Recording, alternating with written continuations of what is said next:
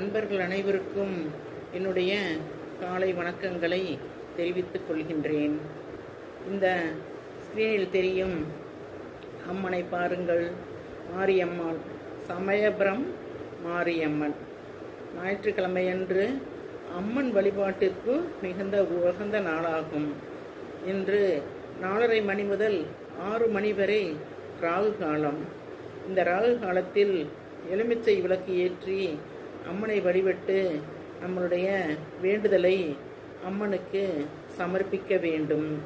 எலுமிச்சை பழத்தை 2ஆக நறுக்கி அந்த சாறையை தனியாக எடுத்துவிட்டு அந்த எலுமிச்சம்பழ சாறையையும் தரையில் நன்கு ஊற்றி மெழுகி அந்த தரையின் மீது சிறிது கோலம் போட்டு அந்த கோலத்தின் மீது எலுமிச்சம்பழம் 2ஆக நறுக்கி எலுமிச்சம்பழங்களை வைத்து அந்த குழியில் எண்ணெயை ஊற்றி திரி போட்டு